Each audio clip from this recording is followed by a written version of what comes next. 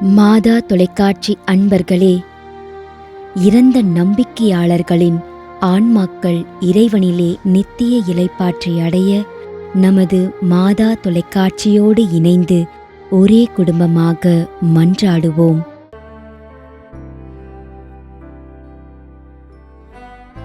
அருட்பணியாளர் உபகார மரிய சேவியர் 1ஆம் ஆண்டு நினைவஞ்சலி.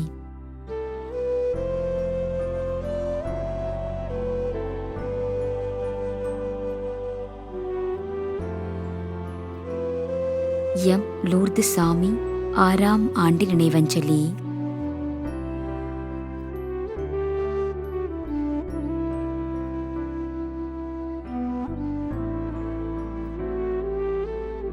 பி அருள்ராஜ் 1ஆம் ஆண்டு நினைவஞ்சலி.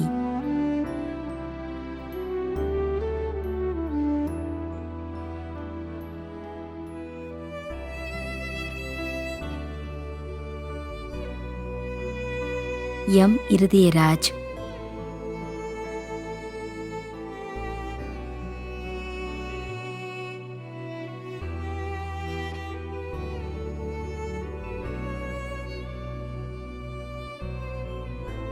திரு எஃப் தாமஸ்.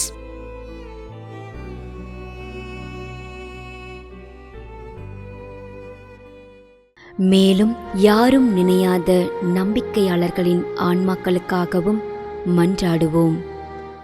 தந்தை, மகன், தூய ஆவியாரின் பெயராலே ஆமென். ஆண்டவருடைய பெயராலே நமக்கு உதவி உண்டு.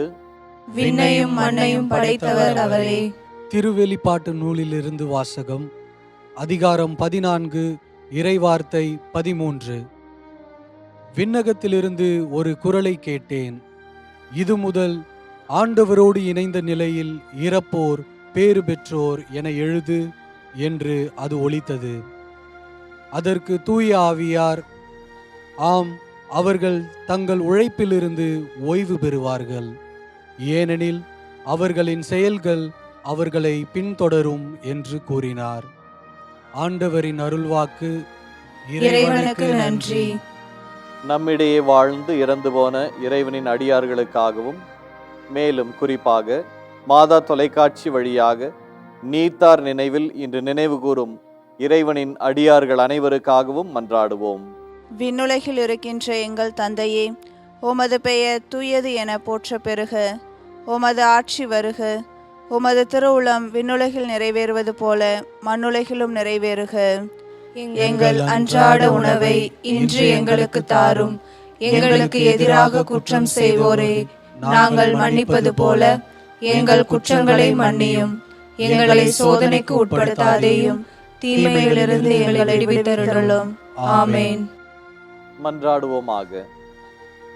இறைவா, இரக்கம் காட்டுவதும் மன்னிப்பளிப்பதும் உமது இயல்பு. ஆகையால் உமது திருவடிகளுக்கு வந்துள்ள இன்று நாங்கள் நினைவு கூறும் ஆன்மாக்கள் மீது இரக்கம் கொண்டு அவர்களுடைய குடும்பத்தார் மற்றும் மாதா தொலைக்காட்சி குடும்பம் செலுத்தும் ஜெபங்களை ஏற்று அவர்களது குற்றங்களையும் அவற்றிற்குரிய தண்டனையும் மன்னித்து அமைதியையும் முடிவில்லா வாழ்வையும் தந்திடுமாறு எங்கள் ஆண்டவராகிய கிறிஸ்து வழியாக உம்மை மன்றாடுகிறோம். ஆமென். நிலையான இளைப்பாறுதலை ஆண்டவரே இவர்களுக்கு அளித்தருளும். முடிவில்லாத ஒளி இவர்கள் மேல் ஒளிர்வதாக. இறந்த நம்பிக்கையாளர்களின் ஆன்மாக்கள் இறைவனின் இரக்கத்தினால் அமைதியில் இளைப்பாறுவனவாக. ஆமென்.